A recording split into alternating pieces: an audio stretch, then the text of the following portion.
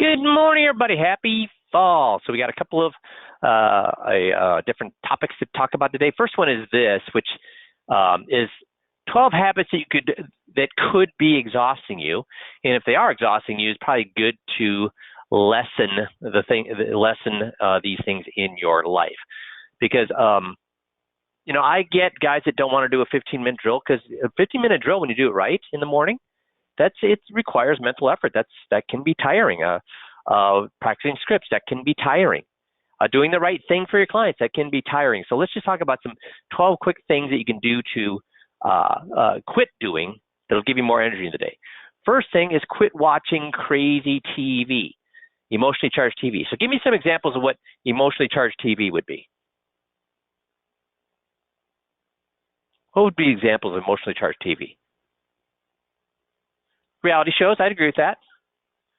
The news, yeah. Reality shows, news, terror movies, yeah, any of those things. Hey, indulge.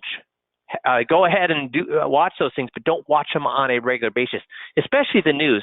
If you watch the opinion, CNN, MSNBC, Fox News, OAN, or whatever it's called. I mean, if you watch those, let me ask you a question. How does that help your life? Any of those opinion-based news? Does it help your life at all? No, all it does is get you what? Revved up. So I don't care if you're liberal, conservative, or in the middle. All those news stations are designed to do what? I don't care if it's MSNBC, Fox, or CNN. What are those 24/7, 365? Yeah. They're designed to terrorize you. That's right. They're designed to keep you watching by giving you sensation after sensation after sensation. Turn it off. If you want the news, read the newspaper. Okay? Or what I do, don't look at the news. Instead, I get a weekly magazine. Because, here's the thing. With a weekly magazine, guess what? Yeah, I watch the local news in a weekly magazine. But all the important things, if it ain't important enough to be in a weekly magazine, it wasn't what? Important. Make sense? So quit watching this. It just drains your energy.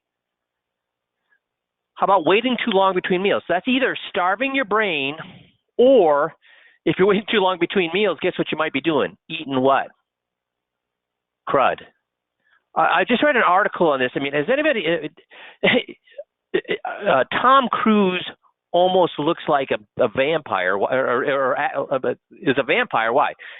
If you look at Top Gun and what he looked like there and he looked like today, how much difference is there? A lot of difference or not very much difference? Yeah. So I was reading an article on how he keeps, and again, is this proof? No. But there's been enough articles about that, is that the less you eat or the more you eat. So he and Beckham, the soccer player, who also looks about the same as he did 20 years ago, they eat they work on a 1,200 to 1,500 a day calorie diet. I ain't doing that. I'd rather die 10 years early than do that. But calorie restricted diets are a good thing, especially if you're not eating crud during the wrong times. Because if you're eating crud how many of us snack on great things? Do we snack on the healthy things or the crappy things? So don't wait too long between meals, and then eat good food. That's going to greatly increase your energy level. Don't work from a messy desk. Now, Missy can tell you, Missy, does my desk look maybe not quite as bad as this, but similar to this? It was definitely not organized. Maybe it's not quite as bad as that, but it was pretty bad. But guys, that's true. My desk was, and I had every pile. I knew it was in every pile. If anybody moved anything, I get irritated because I knew it was in the pile. But when I worked, guess what I did? When I was actually working on a project, guess what I did? I moved to an empty table. Because if you try to work at a desk like this, what happens to your brain? It's being sucked into all these little other things. Oh, shoot, I got to do that. Oh, I look at, you know what? That's a project I need to do. Oh, you know what? I need to call them. Work from a clean desk. Doesn't mean you have to have a clean desk, but when you're working, work from a clean desk, okay? Having too many tabs open. Guys, I would tell you that this drives me bananas when I'm coaching you. when I'm coaching you and you can't find the previous screen we were looking at, and then oh, I have too many tabs open. How many tabs should be open on your computer, guys?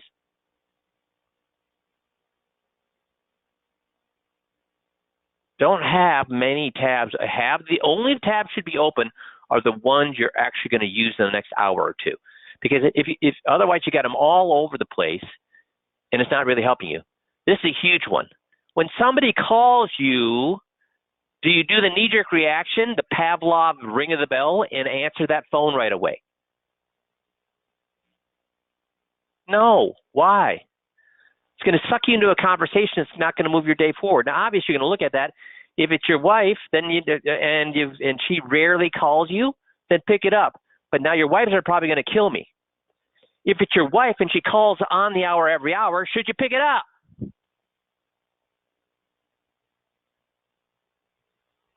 Nobody's answering this. No, don't pick it up. Why? When you're at work, you're what? Working. Because what happens if your wife, see, Michelle never calls me. So when she calls me, I pick that up. When I'm at work, she never calls me. When she does, I pick it up. I know it's an emergency. But if she's constantly calling me throughout the day, what's the problem with picking up that phone if my wife calls, if my friend calls, if my son calls constantly? What's the problem with picking that up? It's only a 2-minute phone call. It's only a 2-minute phone call. Yes, Kevin. It takes you 25 minutes to get back to where you back on track again. So don't answer every call right away. You know, if you don't have a receptionist, what's the solution to that? Because you don't want these calls, your clients' calls picked up. What's your solution to clients calling if you don't want to be? That's right. Get an answering service. We use an answering service at 5Q. It works great because if you spend some, Missy, what's the cost for our answering service? Depending upon your call volume, anywhere from like $60 to a couple $100 a month. So guys, that's less expensive than getting a receptionist, but they answer very professionally. It makes everybody that calls your office gets a human being, not a voicemail. Because guys, do they want voicemail, or do they, when they call, they want voicemail, or they want a human being? They want a human being. So $60 a month is a great investment. Pausing at the wrong point. So when you're working on a job, I mean, this is an example here. Obviously, we know if we've just mixed up all of our caulk or all of our grout, and then we're halfway through, do we really want to stop halfway through and throw away the grout we mixed and then have to mix it up again? No, we finish that. It's no different when you're working on a proposal. It's no different when you're working on a 21-point checklist. Do it to fruition. See how many of you remember this. When I was running probably 15 appointments a week when I was making $1 million a year and running maybe 3 or 4 21-point checklists, when did I do those 3 or 4 21-point checklists during the week? Does anybody remember? When did I do those? That's very good, Nick. Saturday morning. I got up at 5 in the morning. I didn't want to waste the weekend away from my family. So I'd get up at 5 o'clock on Saturday morning, and I did all of them right in a row. Why did I do them right in a row? Because you get in a groove. Boom, boom, boom, boom, boom. And it never took me more than 2 hours to complete all my 21s and be home by 7 o'clock or 7:30 in the morning. You don't have to get up in the morning and do that, but what I'm saying is when you're doing 21-point checklists, when you're doing a proposal, put blocks of time where you can focus and get it done, because starting and stopping, that exhausts you, waste time. This is a huge one. Posture. I'll give you an example. If you want to be, see how many of you know this, and this is proven. I think it's ridiculous, but it's proven fact by science. How should you stand prior to going on stage? If you want to look very confident and in charge, what should you stand? How should you stand prior to going on a stage? How should you stand? And this seems stupid, but it's proven by science. How should you stand? John's got it, like Superman. Stand like Superman, and it tells your body, I am in charge. I am confident. So posture has a huge thing. If you slump all day, guess what your attitude is? If you ever look at a depressed person, how are they sitting? Like her or like her? So sit upright. Taking shallow breaths. I find I do this. If I'm not paying attention, I take shallow breaths, and that's exhausting on you. So when you sit upright, you're going to take deeper breaths. When you slouch, you're going to take more shallow breaths, so that they kind of go hand in hand. Take deep breaths. Get the oxygen going, okay? Letting little tasks pile up. That messy desk, or guys, how many of you have had some things in your house? Let's just talk about a messy garage. Is a messy garage going to be exhausting for most people? Because every time they drive into their garage, they're thinking what? Or they can't even drive into the garage because there's so much crap there. What would be the best way to get rid of that?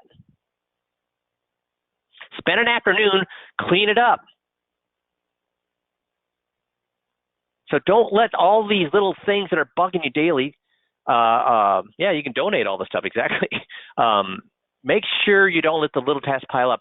So when should you, it's like my kid in their bedroom. So you go in there and it's a disaster. You say, clean this bedroom, but it's going to take me all weekend. What would have been a better way to clean your room? In fact, I read an article. Guess how the best way to clean your house is? 2 hours every week, or 15 minutes a day? 15 minutes a day, and you'll clean your whole house. Actually, better than you do it in 2 hours. Why? So don't let the little tasks pile up. Don't step over dirt. Clean it up. Don't put off calling somebody. Call them. Don't put off doing a task that you need to do. Just do it. Any of you had kids who had homework and they complain and complain and complain and complain about homework? In fact, they spend more time complaining about the homework than what? Doing the homework. Just do it. If you got a task, do it.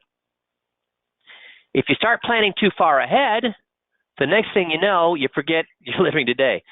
So the other thing is, you gotta have plans and get things done right away, but don't plan too far ahead. Why should you not plan too far ahead? I'm going to make $1 million next year. No. What should you be planning for instead? My plan is next year is going to be my most successful year. No, what should we be doing?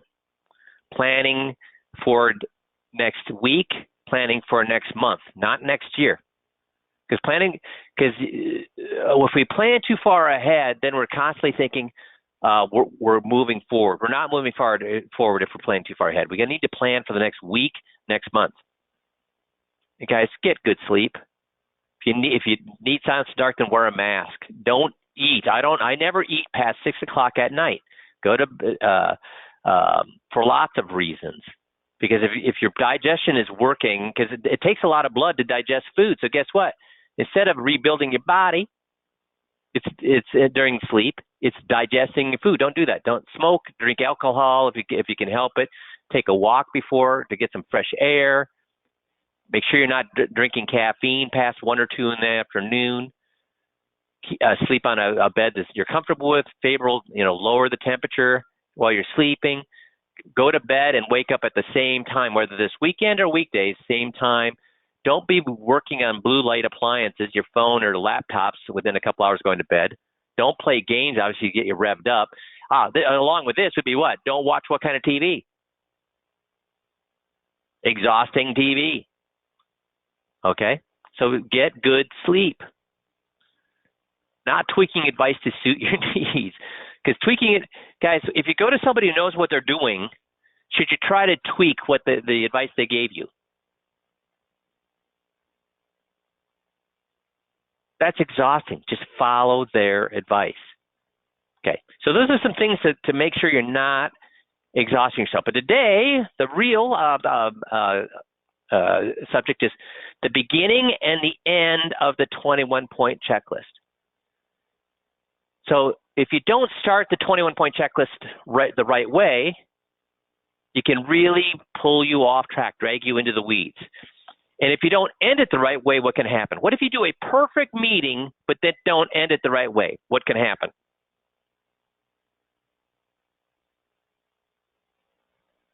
Yeah, you fumble at the goal line. That's right.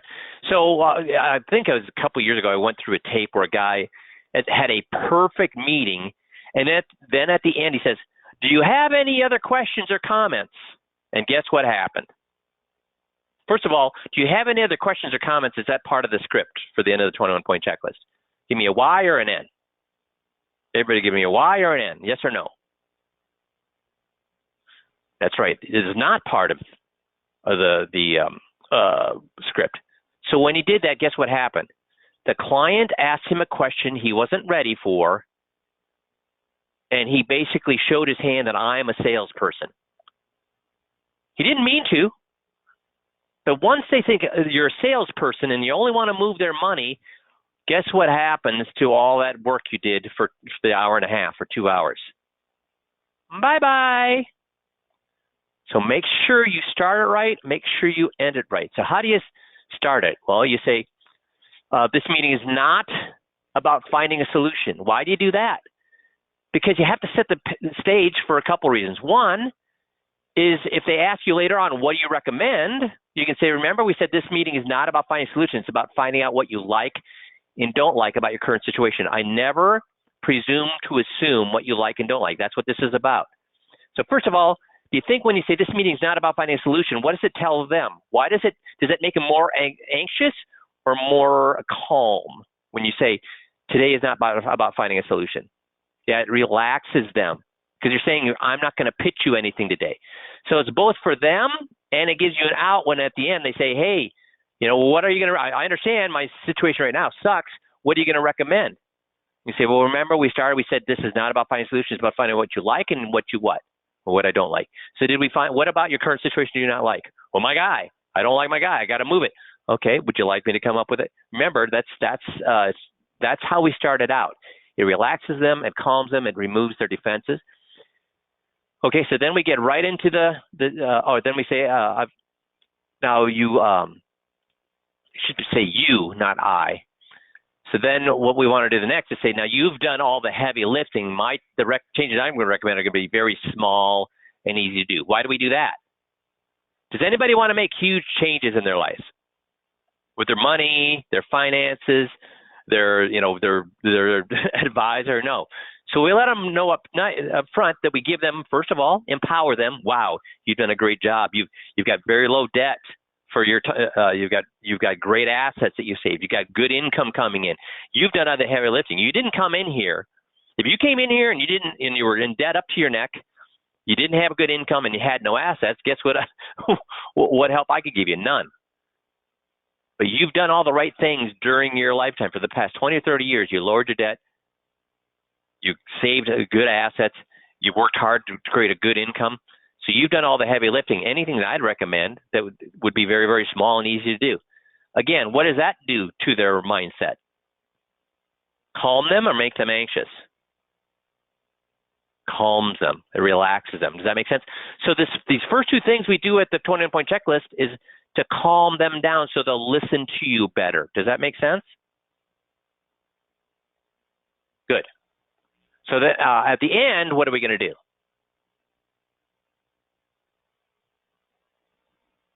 Oh, there's the introduction. At the end, we do what? We go backwards from 21 to 1 and get them to say the advisor's motive for each. They must be upset at the advisor, not the 21 problems. If you don't go through the 21 things backwards, what do they remember about the meeting? If you don't, at the end, the meeting is about going 1, 2, 3, 4 all the way to 21, and the end is about going from 21 back to 1. If you don't go backwards through the 21, what do they remember? Just the last issue you talked about. Just the last issue you talked about. Do you want to remember one thing's wrong or 21 things are wrong? One reason why they don't like their advisor or 21 reasons why they don't like their advisor? 21. The other thing you're doing is I'm making sure when they give me the answers to all of these things. So let's talk about risk reward. Do I want them to say, so if they say, yeah, we're talking about risk reward on the summary at the end, and I say, so what did we find out about risk reward? Oh, we found out I'm taking way too much risk. Is that a good answer for them to say? I'm taking way too much risk. No, it's a horrible answer. Why? What am I looking for there, guys? Can they go back to their guy and say, I have too much risk, and will he get them into safer investments rather than lose the client? Yes, he will. What do I need them to say there? What is the whole meeting about? Yeah, my advisor is charging me money to put me into investments that have more risk and less return. Now, if they say that, do you know you did the 21-point checklist right? Those are the kind of things that we're looking at. So here's the introduction. Where are you? This meeting is about where you are now and what you like and don't like. So what things have done well and areas concerned. So these are the first three things. So let's find out. Let's listen to a tape and see if we hear. This meeting is not about finding a solution. It's about finding what I like and don't like about this. And you've done all the heavy lifting. Any changes that need to be made will be small and easy. And Missy or Tricia, can we make sure we change that to you, not I? Thanks. So let's go here. And we're going to play. So you guys tell me if he does the introduction first. So we're going to listen to the introduction first, then we're going to listen to the end. Come in today. Well, you're going to tell us something. Of course you're going to come in today. Yeah, all right. Well, yeah, I put our report together here, so I've got the checklist put together, and of course, found lots of things you guys are doing really well. There's a few things we might be able to tweak a little bit to squeeze out some more benefits. It just depends on what things you like and don't like. And before we go through that, I mean, is there any way I could know ahead of time what things you're going to like or not like, or is that what we're going to find out today? I don't see how you could. Guys, can you hear that? I'm getting a couple people say they can't hear it, bro. Can you hear it or not?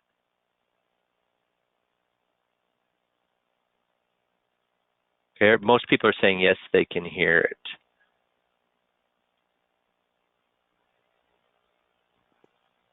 Find out whether we like or don't like unless you tell us what you're talking about. Well, you're exactly right. So I guess my point is that before we go through it, I don't know those things. We're going to find out today. So I don't have any solutions prepared for anything, all right? Because I don't know if I need anything yet. Okay. So anyway, we'll have a look at that and our little agenda to keep me on track so I don't get too far off track. And this is so when we met last time, we looked at your. So. Yeah, it is a little fuzzy. I apologize for that. So, but he did cover these things, but how well did he do it? Or did he kind of gloss over, do a summary of it? When you heard me talk about the heavy lifting, say, listen, did he empower them with you've done all the heavy lifting? Did he empower them? Or did he just kind of zip through it? Guys, with the empowering, when we ape somebody and we're using empowering, which is the most powerful tool we have in our toolbox, there are 3 times you want to empower. One is you want to empower them as early in the meeting as possible. Early in the meeting as possible. Why? Why do we want to find a reason to empower them? And this is the easiest way to empower them. Saying, hey, you know what? First thing, I want to congratulate you because you have done a fabulous job of investing. So you've done all the heavy lifting. You've saved up a lot. You've worked hard. So you have great income coming in. You paid off your debt. You are above average. You're the poster child or children for how you conduct yourself before you retire. So why am I doing that? Because that's right. To make them feel good, Ron. When I empower them, it makes them feel good about me. We love people who compliment us. And if I'm looking at their situation, they truly do have low debt. They truly do have good assets. They truly do have good income. Am I being flattering or am I being sincerely complimentary to them? Is that going to make them feel good? Yeah. So this is the easiest way to set the meeting up, or they like me right away. What also am I telling them when I tell them that they've done all the heavy lifting, they've done all these things? They think I need huge changes or don't need many changes. They think I don't need that many changes. And we actually then say, yeah, and any changes I'd recommend would be small and easy to do. See, again, that relaxes them. And he did say, well, this is not about finding a solution, but finding I like, don't like. They got that. In fact, the client did say that. So just listen to that one more time here. Well, glad y'all could come in today.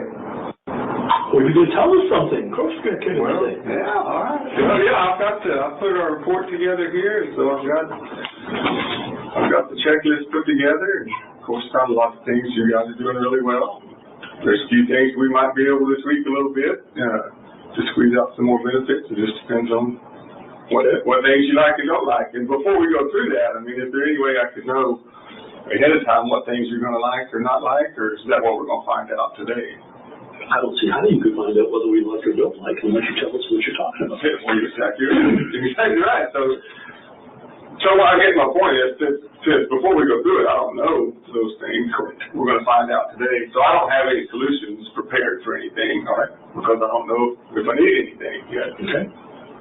So I would say this first bullet, he did on bullet A, did pretty well, right? So anyway, we'll have a look at that and got a little agenda to keep me on track so I don't get too far off track.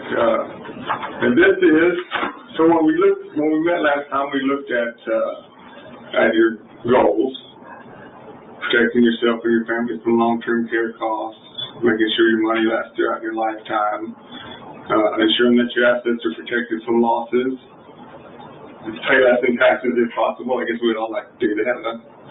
And then to see increases in your portfolio. So those still stand, or those still? Oh, sure. It'll be fine. Okay. All right. Was there anything I missed in there? Or? No, I don't think so. Okay. All right. One of the things that you guys have done well, of course, I mean, y'all have already done all the hard work and the heavy lifting, right? And you have your will and your trust and your power of attorneys in place, and those things right there put you ahead of a lot of people because you wouldn't believe how many people don't have. Aha! So now is he empowering them? So he simply did a summary at the very beginning, and then he's circling back and doing what he needs to do the right way. Just a will and power of attorney. I mean, it's amazing.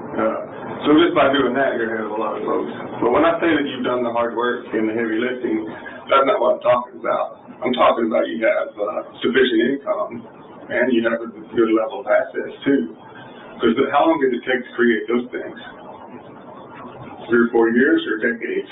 Oh, no, we saved when we were first married. We saved $25 a month, I'm sure. There you go. Yeah, well. Whether it was much or not. And that's my point is, it took you a long time to get to where you're at, didn't it? I mean, 46 years. Yeah. You didn't just wake up and have money and no debt. I mean, you've done it on purpose. You've done what a lot of people haven't done. I mean, We have a house here. So how's he doing empowering now? yeah, that's true, but you also have a couple of houses that are paid for too. Right. So you have a little bit of debt, but that debt's kind of Well, we working thought it for was you. better to use the money for ourselves than to put it in that house. Yeah, I mean, We it's can't use it if it's in the house. right. You're right, and it's And the interest is pretty low. exactly. It's cheap money, isn't it?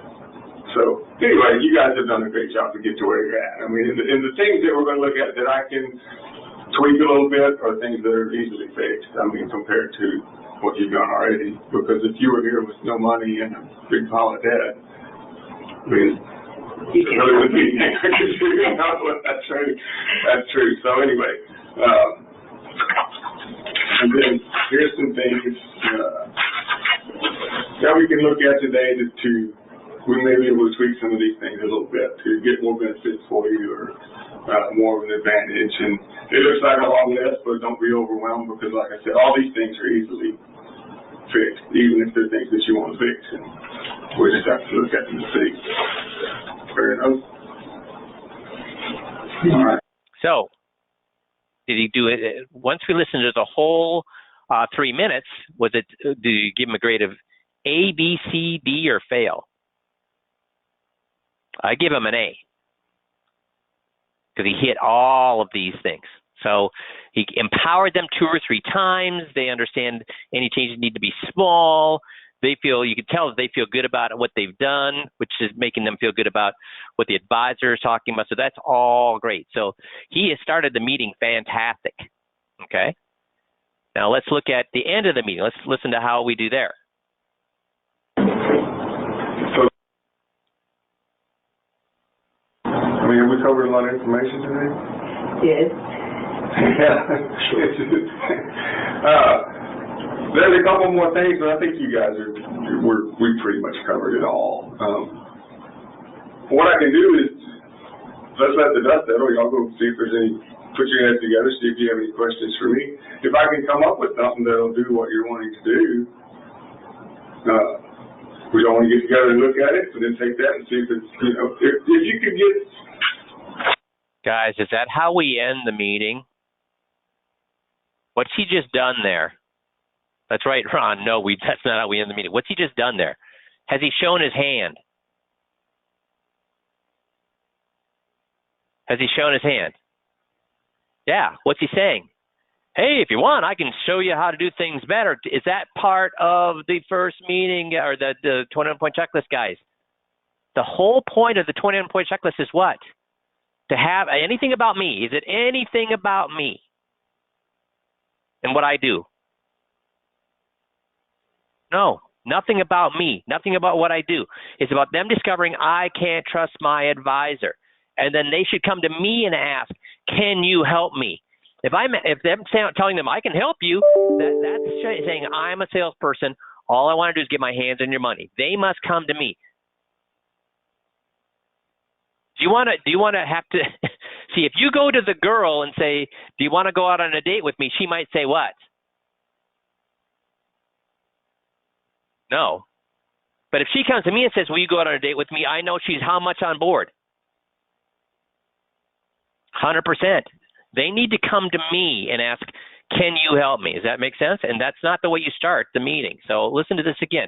Tell me if you're on the receiving end of this when you're buying a car, or if you're a client and the advisor's telling you this, what you're going to think. I mean, have we covered a lot of information today? Yes.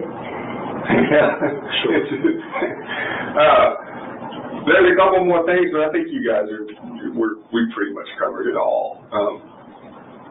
What I can do is, let's let the dust settle. Y'all go see if there's any, put your heads together, see if you have any questions for me. If I can come up with something that'll do what you're wanting to do, we all want to get together and look at it, and then take that and see if it's, if you could get the bond-like interest, that much growth potential or better, but with the safety and the liquidity that you want, is that? Guys, what's he doing right now? What's he doing right now? Selling. Now you're going to find out he starts to go through 21, from 21 then backwards to 1. But what do they think? As he's going backwards from 21 to 1, when he starts it out like this, guess what happens to going backwards to the 21 through 1? Is that going to make them more open to saying their guy sucks or less open to saying their guy sucks? Less. Why? You're right, Bruce. Less. Why? Because you're thinking the only reason you want me to say my guy sucks is because you want to sell me something. You told me 2 minutes ago you wanted to sell me something. I get what you're doing here. Yeah, they know his motive, Dale. Exactly. Guys, so if you listen, he started the meeting perfectly. Perfect. A. You got an A on that. If you listen to the rest of the meeting, he did great there. You got an A- for the rest of the meeting. But guess what he's doing at the end here? He's unwinding all the heavy stuff that he did, all the great stuff he did during the rest of the meeting. Yeah, I'm just, what happens, let's say that I buy an annuity. Okay. And it gives me the bond, and it gives me the distribution that covers the mandatory or required distribution from the IRA. Whatever that, I don't even know what that is right now. Yeah, it's going to be about 3.5%, 4% to start with, somewhere around. If I buy an annuity, how does he even know that this advisor sells annuities? What's that tell you about him? That he's let that.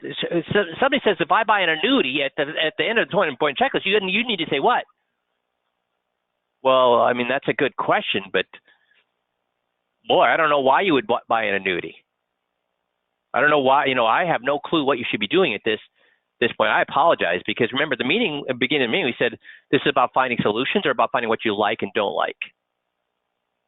Well, like and don't like. And what do you not like now? Well, I think the situation. Our guys are simply taking advantage. That's what I'm looking for. Should I be talking about product, even if they suck me in? Now, why might this guy have sucked him in? If I buy an annuity and the advisor starts talking about, well, here's how you do an annuity, guess what? The analogy I give is this. It's like the client sending out a fishing line. And then clickety, starts winding it back in to see if the advisor takes the hook, see if he wants to sell him an annuity. And guess what? If the guy starts talking about an annuity, guess what the client says? It's obvious you want me to buy an annuity. No product talk at the 21-point checklist. If they try to suck you in, you simply say what?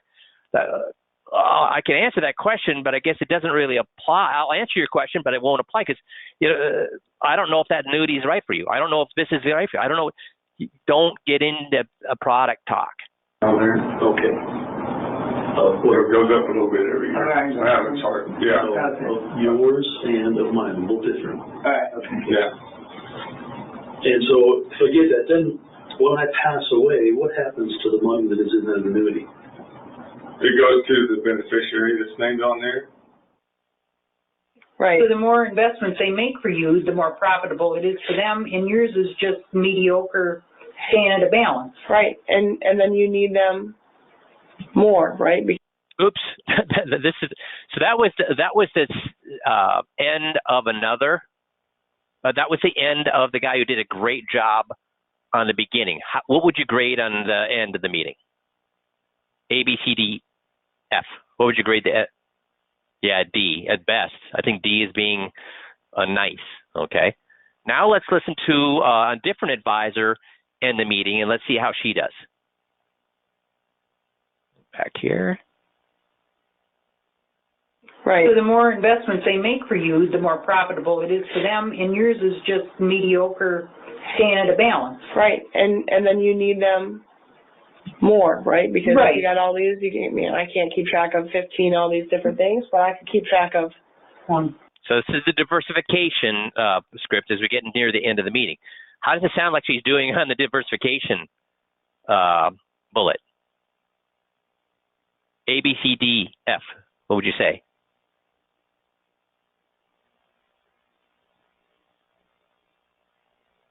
Listen again. Investments they make for you, the more profitable it is for them, and yours is just mediocre. What'd she just say that about her current advisor? Yeah, so they make all the money and mine's more. Yeah, so they gave them motive, exactly. So they want to make money, and then mine's only a mediocre rate of return. So she's doing awesome on diversification. Staying at a balance. right. And then you need them more, right? Because Right. if you got all these, I can't keep track of 15, all these different things, but I can keep track of One. right. But I can't keep track of. So the advisor says, the company, MetLife says, man, we can't, even though they're all correlated, we don't want to put you in one because if we put you in one, you might not need us. So what happens if you don't need them? We bail. And if you bail, then what happens to their profitability? Goes down. Goes down. How well did she do diversification, guys? She gets an A for awesome. Do they get the reason they have them in 15 different investments is for their diversification or to make money on them? Do they get that? Y or N? Yeah, they get it. Exactly. Does that make sense? Now, I want to kind of go, we've covered a lot. You guys have been very good, so I just want to do a quick recap on it. So we talked about diversification. The problem is, because they're very the same, what's negative about them being highly correlated? The same outcome. The same outcome, right? So if the market crashes and they're highly correlated, if we hit exactly, right? So, but it benefits how does it benefit the advisor to have you high? Because it makes them Because we're more diversified, so their loss is going to be less. or if they're all correlated, it's going to be the So the client was so on track, but did she give the right answer right there? Well, so you're saying, they're not correlated. They're all acting as one. They're doing this to make money. And then when she asked again, listen to what the client says. This is all brand new stuff, guys. Our clients, are they as versed in this as we are, or is the stuff we're giving them at the 200-point checklist really a crash course for them. It's a crash course. So it's easy for them to get sidetracked very, very quickly. Very, very quickly. So let's go back and hear what happens here. Yeah, because it makes them, Because we're more diversified, so their loss is gonna be less. or it could, if they're all correlated, it's So did she give the right answer there, guys? The client. Did the client give the right answer? No, if we're really well diversified, she just got done saying that we're not diversified. We have, everything's going to act as one, and they're doing it to screw us. And then when she asks it again, the client says, oh, they're diversified because we won't lose as much. No, just 1 minute ago, she said, we'll lose as much as if we're diversified because they're all acting the same. Do you see how easy it is for them to kind of flip back into the garbage that their advisor's been giving them forever and ever and ever? How easy. I mean, 1 minute, she went back from being angry at the advisor to saying, parroting back what the advisor says, well, the reason we're diversified is so as the market goes down, we won't lose as much. No! So, and the advisor recognizes this, so let's see what how she handles it. going to be the same loss, right? But if they're all going to be the same, do you need your daughter to help you run 13 remotes? I would, yeah. Yeah. So do you need the advisor to help you run 13 funds versus one fund you can do, right? Yeah. So the benefit is it makes it look like They're doing more. yeah, then they need you, right? Right. So then we talked about risk versus reward. And what will we find about risk? So did she give up there, or did she circle back to make sure the client got back on track? She circled back. Versus reward on that chart. Are you taking more risk for the rewards you're getting, or are you taking more risk and getting less return? Exactly. You're taking Yeah. more risk and is that is that where you want to be? Do you want to take more risk for less That kind of return? surprised me, what you showed me with that graph is, I didn't think that's at all where my investments were in risk versus reward. Return? Yeah. Yeah. I thought I was more up closer to that line, and that's not Less true. risky. So that's not where you're at where you want to be, or would you? No, that's not where I want to be. If you want to take more, you want to take less risk. I don't have a problem with the risk, but I want the return. Exactly. And would you agree, Laura? So, and then we talked about turnover costs, and the problem with turnover costs is. Did she get what she needed there? Do they understand they're taking too much risk? And what's that worth? They do. They understand they're taking too much risk for the return they're getting. What's that worth, guys? A lot or nothing? Getting one answer, nothing. It's worth nothing. It's worth nothing. If they're taking too much risk, who can fix that for them, guys? If they go back to the current advisor and say, I'm taking too much risk, guess what? What is he going to say? Well, take a hike then, buddy. Or is he going to say, okay, well, let's look at this and let's fix it. They'll fix it. No, Bruce. They don't want to go back to you. They're going to go back to their current advisor and say, fix it.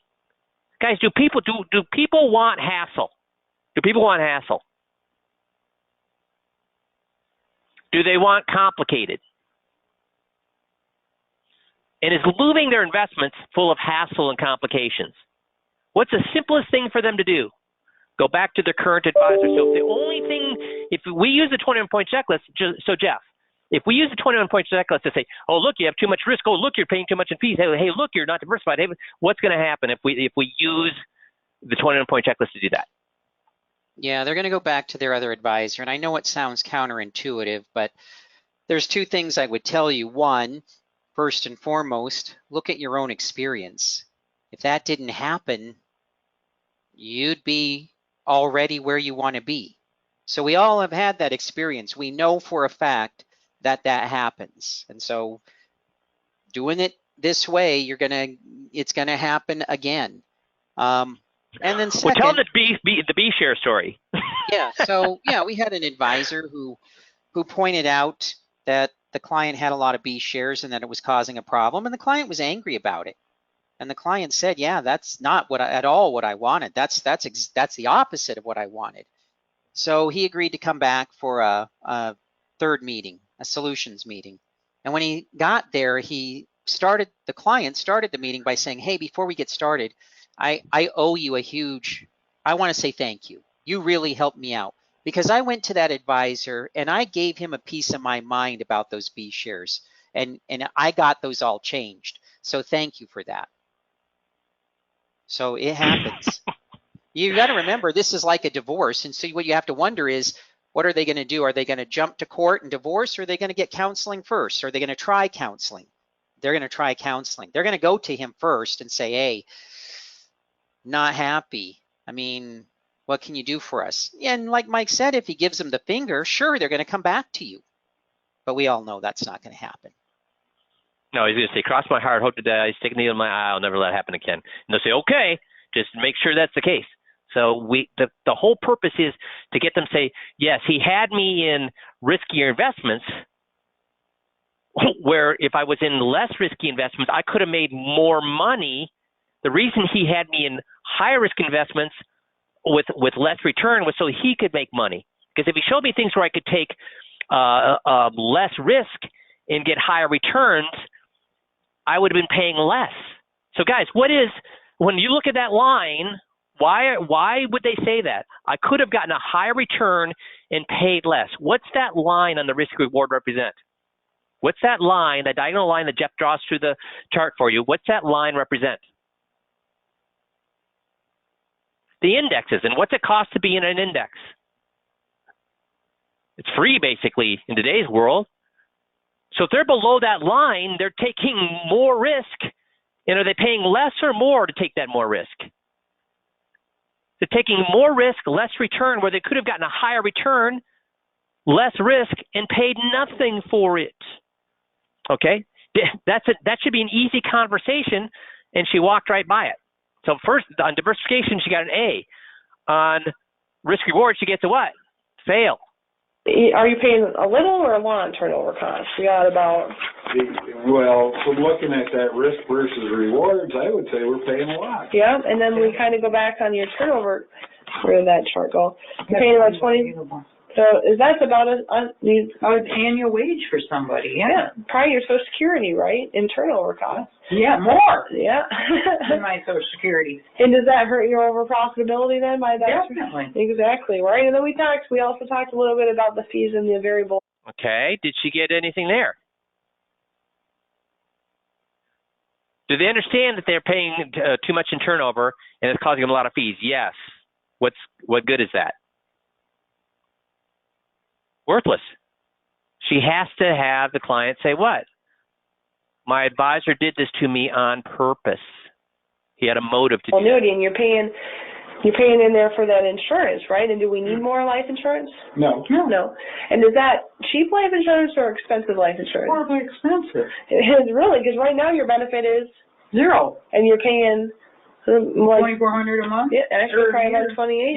Yeah. So that's pretty high, right? 226. Yeah. Yep. It's 2,800. Yep. And then we talked about investment risk with the bonds. So did you get anything there? All they understand is they're paying too much for that insurance. What can they do? They can go back to their guy and say, we're paying too much insurance on this annuity, and guess what that advisor would be happy to do? Well, Mark brings up, do I really care if this is shown to them or not? Do I ever use, was this ever shown to you? Why don't I want to say, was this never shown to you? You're showing your hand. Was this ever shown to you? What do they know? When we say that, what do we sound like?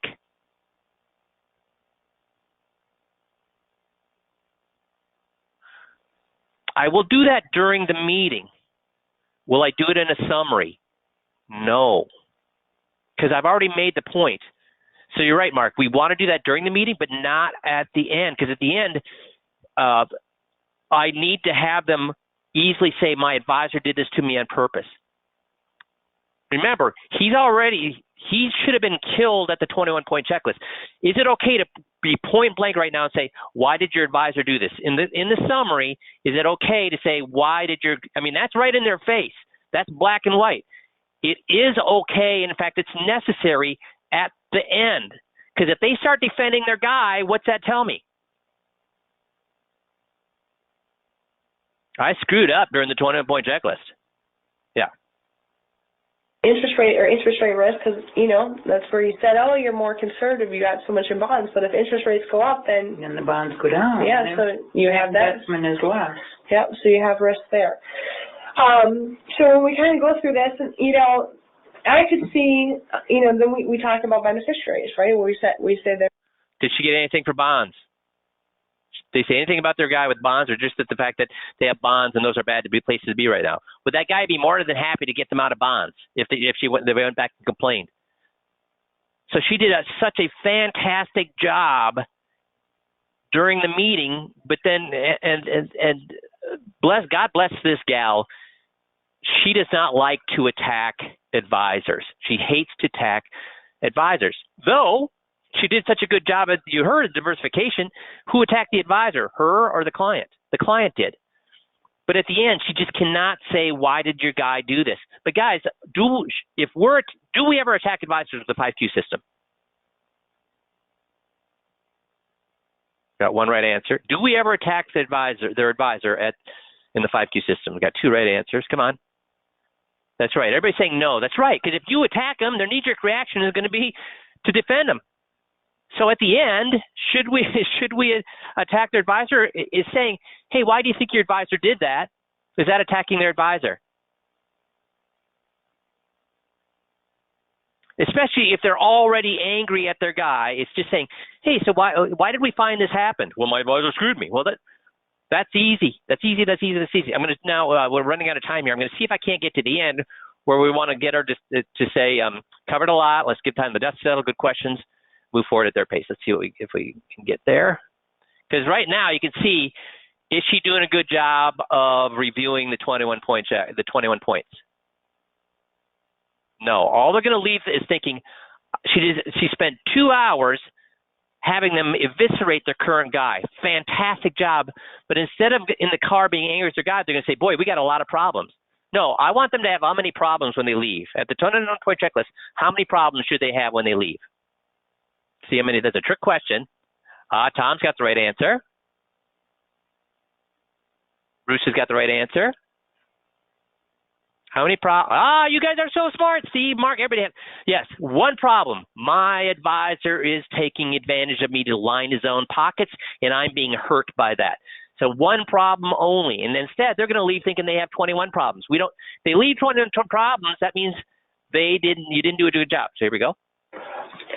Prefer to operate out of an office in Mineral Point instead of Wall Street in New York.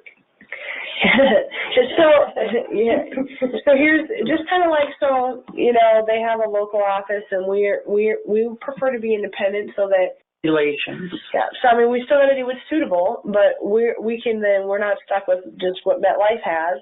If MetLife isn't the best fit for you, we don't have to use MetLife. We can work with a different company, and that's why we work independently. What's happening here, guys? What's she doing here? Yeah, she's selling. Guys, if they leave your office, you do a sales pitch at the end, what are they going to leave the office feeling? I want them to leave the office feeling one thing, which is my advisor took advantage of me. I got to get away from him as quickly as possible. Should I worry about selling at that point? If they think that, do I need to worry about them coming back? I hate my guy. He's taking advantage of me. I need to get away from him as quickly as possible. Do I need to worry about him coming back? No. So then why am I doing a commercial? The analogy I give is this. I'm a small guy, and I have a big mouth. So in the Navy, guess what?